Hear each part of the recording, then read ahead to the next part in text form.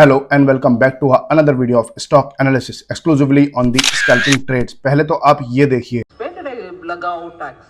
So on futures and options, you've increased. And who are these bhaktas? So-called middle class, right? Futures and option is for middle class.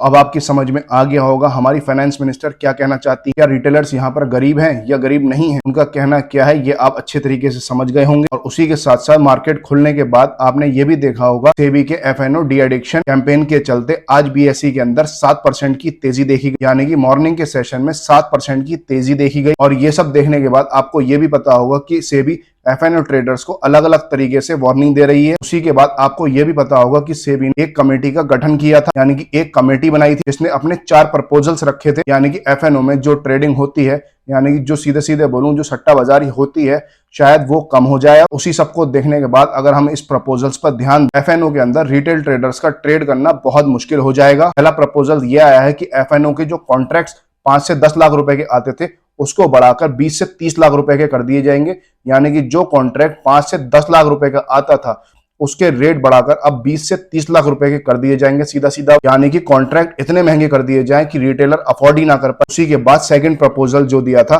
वो deep out of the money का दिया, यानी कि सस्ती premium को retailer के लिए महंगा कर दिया जाए। उसी के बाद तीसरा प्रपोजल जो आया था, यानी कि जो मल्टीपल एक्सपायरीज होती थी, हर दिन किसी ना किसी चीज में एक्सपायरी होती है, चाहे फिर वो निफ्टी हो, मिड कैप निफ्टी हो, फिन निफ्टी हो, सेंसेक्स हो, बैंक एक्स हो, हर दिन किसी ना किसी चीज की आपको एक्सपायरी मिलती है। सबको हटाकर एक एक्सपायरी और एक एक्सचेंज की एक्सपायरी को एक ही दिन कर दिया जाएगा। इसी सबको देखने के बाद जो चौथा प्रपोजल रखा गया था, यानी कि जो एफएनओ में लोग ट्रेड करते हैं उनके लिए एक आईटीआर, यानी कि एक मिनिमल आईटीआर कंपलसरी कर दिया जाए कि वो इतना आईटीआर फिल करेंगे, यानी कि इतने सर्टेन अमाउंट तक उनको आईटीआर फिल करना है। उसी के बाद पांचवा प्रपोजल जो रखा गया था वो ये रखा गया था, एफएनओ सेगमेंट में ट्रेडिंग करने के लिए इक्विटी और डेरिवेटिव का सर्टिफिकेट चाहिए होता है। उसी के बाद ये चीज भी रिटेलर के ऊपर लागू कर दी जाए, यानी कि रिटेलर्स को भी एक सर्टिफिकेट की जरूरत हो, यानी कि उनको एफएनओ ट्रेड करने के लिए एक सर्टिफिकेट पास करने की जरूरत हो। उसके बाद मैं आपको ये भी बता दूं कि अभी ये सारे प्रपोजल्स रखे जा रहे हैं, इन पे इंप्लीमेंटेशन नहीं आया है अभी, ना ही सेबी की साइड से कोई ऑफिशियल न्यूज आई है, ना ही सेबी की साइड से कोई इंफॉर्मेशन निकल कर आई है, और ना ही पर्टिकुलर आरबीआई की साइड से कोई ऑफिशियल न्यूज निकल कर आई है।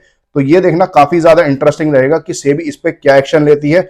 और उसी के साथ साथ आपने हमारे फाइनेंस मिनिस्टर का भी स्टेटमेंट सुन ही लिया होगा कि उन्होंने क्या कहा। आई होप आपकी सब कुछ समझ में आ गया होगा। अगर वीडियो अच्छी लगी हो तो वीडियो को लाइक करें, चैनल पर पहली बार आए हैं तो चैनल को सब्सक्राइब करें। जब तक के लिए देखते रहिए हमारा YouTube channel the scalping trade.